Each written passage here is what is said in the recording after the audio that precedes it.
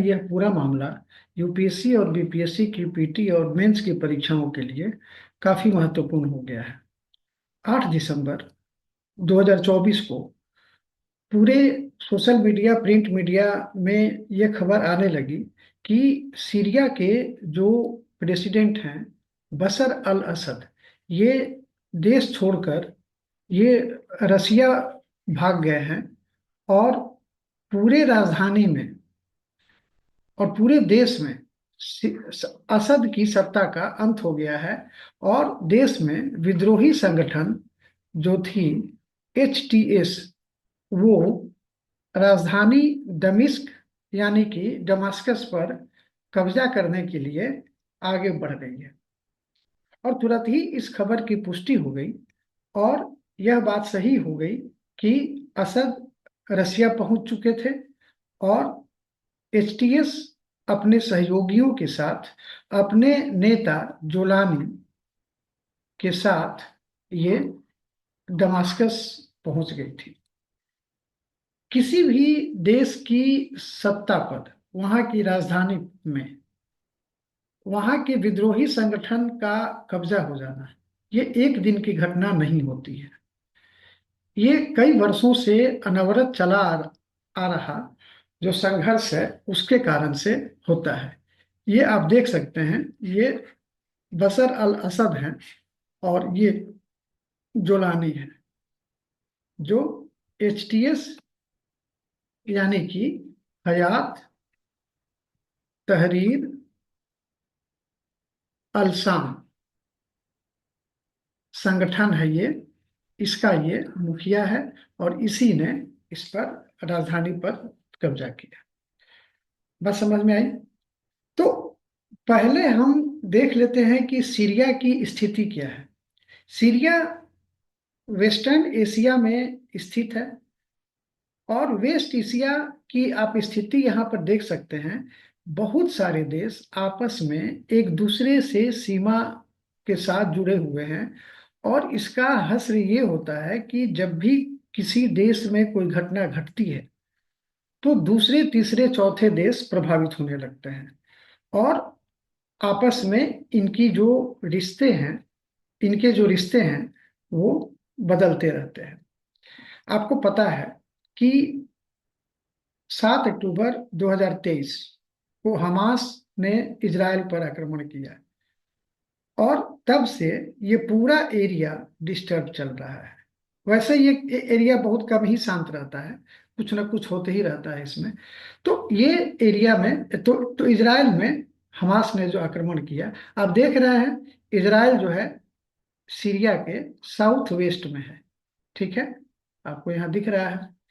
इसके ईस्ट में और साउथ ईस्ट में क्या है? इराक है। ठीक है, इसके नॉर्थ में टर्की है और इसके यहाँ वेस्ट में लेबनान है। अब ये सारा जो है, ये वेस्ट में लेबनान हो गया, टर्की हो गया और जॉर्डन हो गया आपके साउथ में। ठीक है, जाहिर है कि सीरिया में जो घटना घटी है अभी, उसके बारे में अगर हमको समझना होगा तो इन सभी देशों की स्थिति के बारे में भी हमको समझने की जरूरत थी। तो ये हम लोग देख लिए। अब यहाँ पर जो नहीं दिख रहा है उसको भी समझना है। तो यहाँ पर से आगे बढ़ेंगे आप, तो यहाँ पर मिलेगा आपको रशिया, जो यहाँ दिख नहीं रहा है, लेकिन ये एक बहुत बड़ा पावर के रूप में यहाँ पर काम करता है।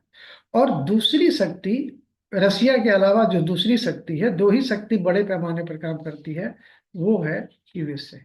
तो यूएसए और रसिया मिलकर इसमें काफी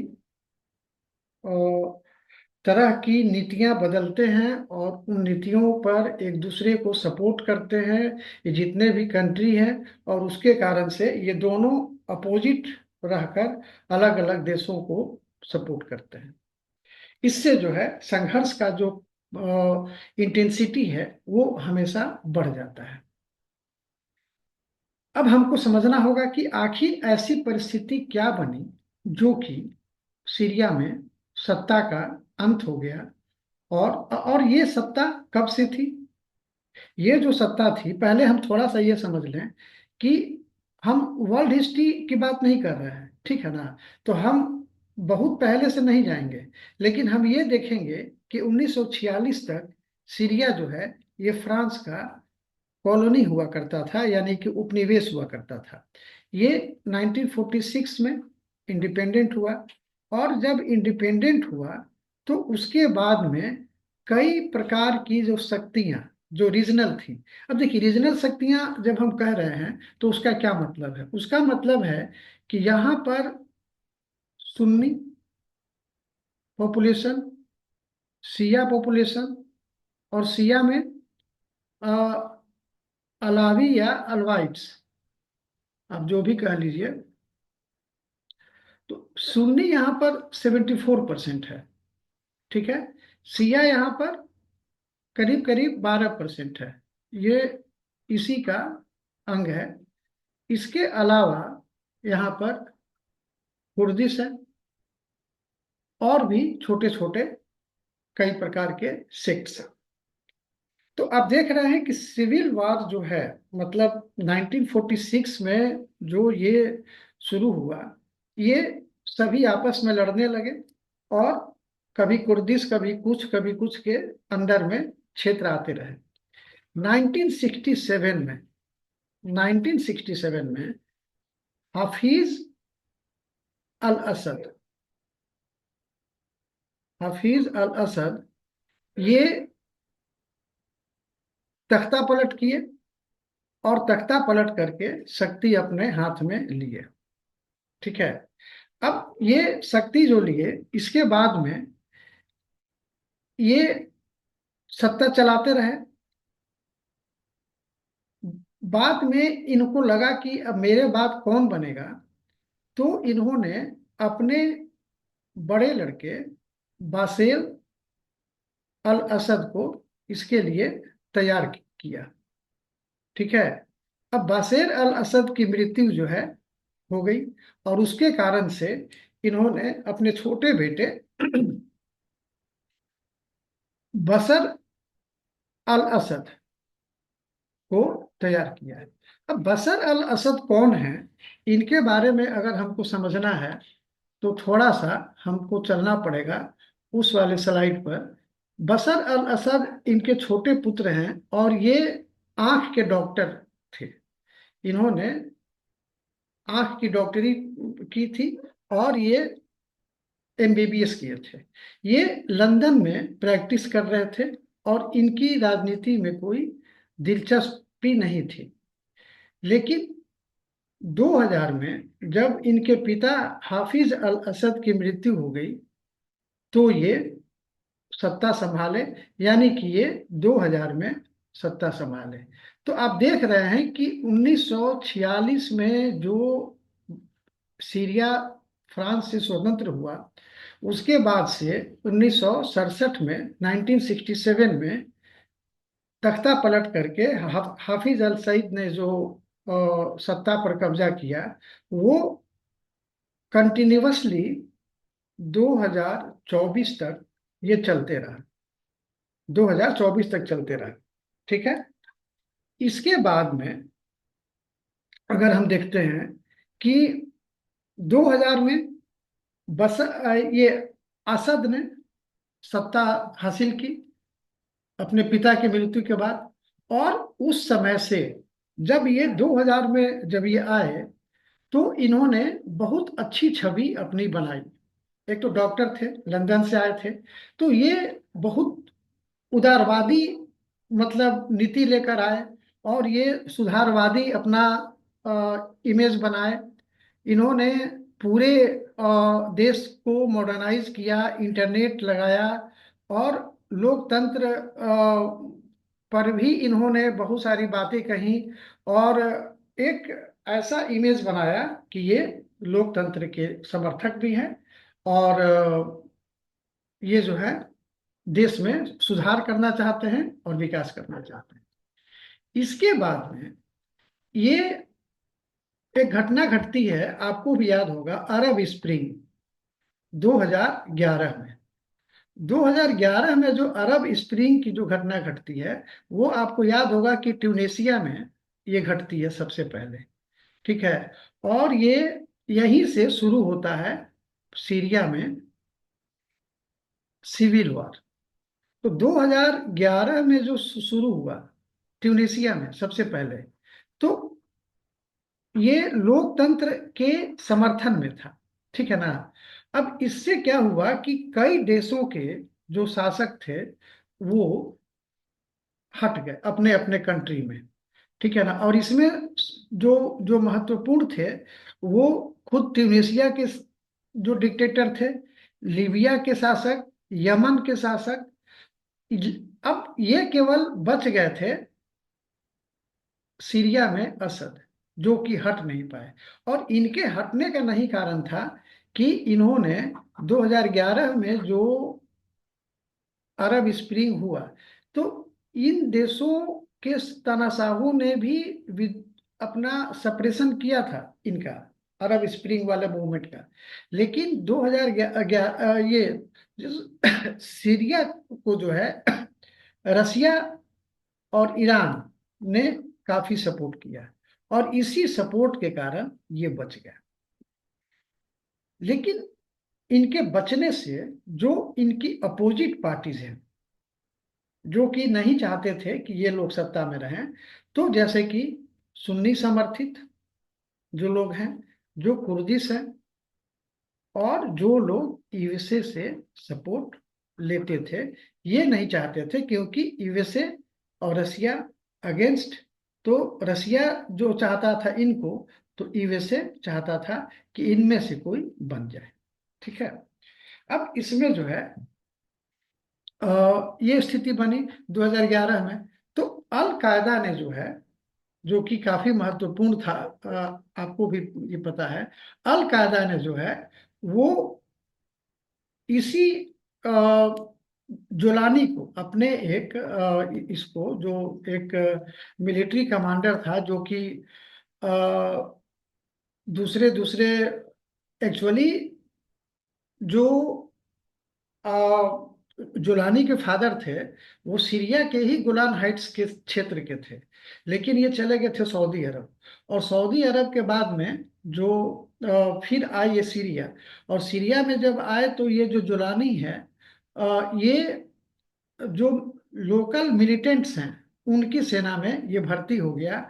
और इनकी सेना में भर्ती होकर इसने लड़ाके का काम शुरू कर दिया। और ये हमेशा अपने शुरुआती दिन में मिलिट्री के ड्रेस में रहता था। बाद में ये इसको ये चला गया, ये अलग अलग कंट्री में गया। लेकिन ये अलकायदा का ये मुख्य ये बना रहा, मतलब अपने क्षेत्र में। 2016 में 2016 में क्या हुआ कि जब 2011 से जो चला आ रहा था विद्रोह, जिसको कि बशर अल असद बहुत सप्रेस कर रहे थे, वो 2015 में काफी हाइट पे आ गया। इसी के बाद से अलकायदा ने और रसिया ने अलग अलग मोर्चा संभाल लिया। रसिया ने अपनी सेना भेजी सीरिया में, और उसने सभी विद्रोहियों को, जो बशर अल असद के विद्रोही थे, उनको खत्म कर दिया। मतलब इतना खत्म कर दिया कि अब ये बशर अल असद को कोई डर नहीं रह गया। लेकिन अलकायदा अपना काम शुरू करते रहा। और इसी के बाद से 2016 में जो आप देख रहे हैं, उसने केवल सीरिया में एक संगठन अलग से बनाया, नुसरा फ्रंट। और नुसरा फ्रंट के लिए उसने इसी जोलानी को भेजा। और तब से जो है जोलानी वहां पर पूरे मैंने सीरिया में ये काम करते रहा। ठीक है।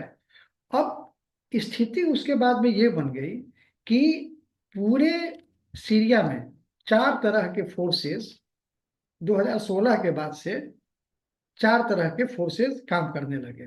चार तरह के ये कौन कौन से थे, हम लोग देखते हैं यहाँ पर। एक तो देखिए, एक है रिजाइन जिसको बोलते हैं। तो वो असद की जो सत्ता है वो रही। उसके बाद सीरियन डेमोक्रेटिक, थोड़ा सा देखिएगा क्योंकि ये शॉर्ट में बता पाना ये काफी मुश्किल है। थोड़ा सा डिटेल में होगा, लंबे समय मतलब अंत तक देखिएगा तो चीज जो है तुरंत समझ में आ जाएगी। ये है सीरियन डेमोक्रेटिक फोर्सेज यानी कि एसडीएफ। तो एसडीएफ एक्चुअली ये असद के रिजीम के साथ में ही रहता था, ये इसका सपोर्टर था, हालांकि इसकी एक अपनी अलग पहचान थी। इसके अलावा जो सबसे महत्वपूर्ण था वही नुसरा फ्रंट जो था, उसी का नाम बदलकर बाद में एचटीएस हो गया, तो हम लोग इसी के नाम से जानेंगे, कंफ्यूजन नहीं होगा। और इसका हम आपको बताए ही कि इसका नाम था हयात तहरीर अल-शाम। तो ये जो है काम करता था। और इसके बाद एक और चौथा था Syrian national army, Syrian national army यानी कि एसएनए। ये तो ये और ये मिलकर काम करते थे। तो सीरिया में चार तरह के फोर्सेस थे, रिसाइन मतलब रिजाइन असद का, और एसडीएफ एक तरफ, और मोटे तौर पर एचटीएफ और सीरियन नेशनल आर्मी एक तरफ। अब देखिए सीरियन वार वार जो है, जो सीरियन जो सिविल वार है, ये फाइनल स्टेज में कब पहुंचा? ये फाइनल स्टेज में पहुंचा 2024 में। 2024 में भी कब? वो भी पहुंचा 27 नवंबर को। 27 नवंबर कौन सा दिन था? इसी दिन इजराइल और हिजबुल्ला ने एक सीज फायर किया था, ठीक है ना। अब ये जो सीज फायर किया, ये हिजबुल्ला जो है रुक गया। अब इसमें इसके जितने भी विरोधी थे असद के, वो कमजोर पड़ते गए थे। कारण कि रसिया यूक्रेन के युद्ध में फंसा हुआ था, और ईरान ये अलग, एक तो यूएसए के साथ में, और प्लस में ये हिजबुल्ला को सपोर्ट करता था। तो हिजबुल्ला को सपोर्ट करने के कारण ये अलग प्रेशर में था, क्योंकि इसराइल जो है हिजबुल्ला की हालत खराब किए हुए था, इसराइल को खुद यूएसए से सपोर्ट मिल रहा था। तो इस परिस्थिति में जो असद के विद्रोही थे, जो विरोधी थे, जिसमें कि एचटीएस भी था, तो ये एचटीएस को भी परोक्ष रूप से यूएसए का सपोर्ट प्राप्त था। अब ये लोग क्या हुए कि पावरफुल हो गए, यानी कि एचटीएस पावरफुल हो गया, इजराइल पावरफुल हो गया, और उधर में असद को साथ देने वाले रसिया और ईरान जो है कमजोर हो गए। तो 27 नवंबर को एक मतलब फाइनल, एक तरह से कहिए कि कैंपेन एचटीएस ने शुरू किया, और उसके बाद से इसने हमला शुरू किया।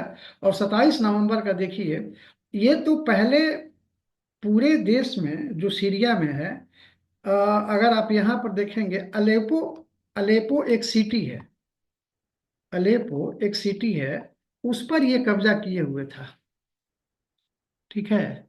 अलेपो पर ये पूरा कब्जा किए हुए था, और यहाँ से ये धीरे धीरे जो है ये इधर बढ़ रहा था, ये दमास्कस की तरफ, ठीक है।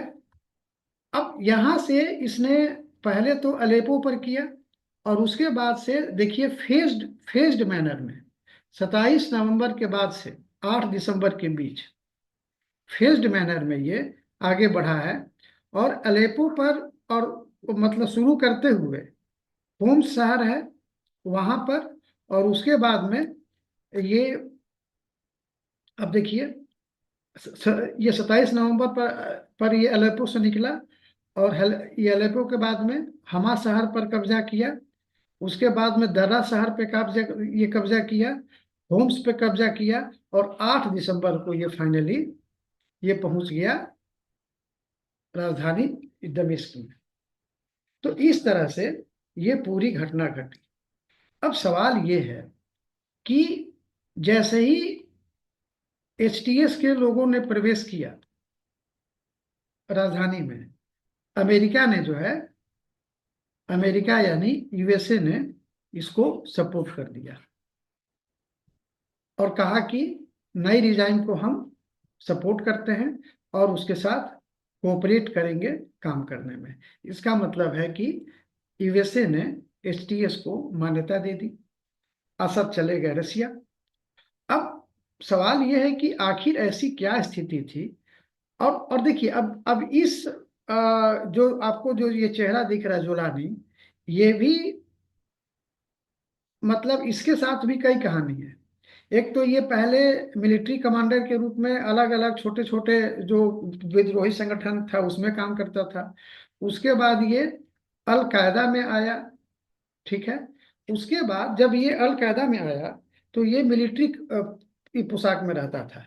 उसके बाद इसने अपने इमेज को चेंज किया और अपने इमेज को चेंज करके इसने मिलिट्री कमांड ये ड्रेस को छोड़कर ये पैंट शर्ट पहनना शुरू किया।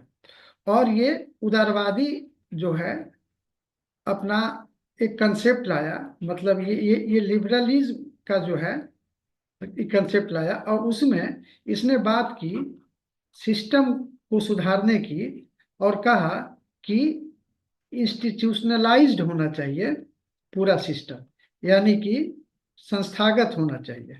और इसने कहा कि प्लूरलिज्म पर बेस्ड होना चाहिए। मतलब कि एक कोई सेक्ट या एक रिलीजन का स्थापना नहीं होना चाहिए, बल्कि सभी लोग एक साथ मिलकर रहें। तो आम तौर से जैसे हम लोग ये तालिबान वगैरह को देखते हैं, उससे ये उल्टा हुआ। तो लोगों का सपोर्ट भी इसको मिला, अमेरिका का सपोर्ट मिला। और उधर असद के साथ क्या हो रहा था कि ईरान कमजोर हो गया, रसिया व्यस्त हो गया। और उसके बाद में 14 साल तक, मतलब कि 2011 से लेकर 2024 तक पूरा देश सिविल वार में रहा। तो आर्थिक स्थिति कमजोर हो गई। भ्रष्टाचार पूरे सीरिया में सरकारी तंत्र में काफी महत्वपूर्ण हो गया, बहुत प्रोमिनेंट हो गया। और टर्की के साथ में जो इसका, टर्की के साथ में हम बताए थे यहाँ पर कि टर्की का जो है, आप देखिए कि टर्की के साथ में जो इसका रिश्ता है। आपको कहाँ टर्की दिखाए थे ये, कि ये नॉर्थ में है टर्की, ठीक है ना। तो नॉर्थ में टर्की के साथ रिश्ता खराब हुआ क्योंकि यूएसए को ये साथ दे रहा था। और उसके बाद से ये पूरा कब्जा, ये जो पूरा देखिए इस पूरे एरिया पर ये टर्की कब्जा किए हुए था। तो इनके क्षेत्र असद के पास यही सब रीजन था। ये सारा चीज विद्रोहियों के साथ में चला गया था।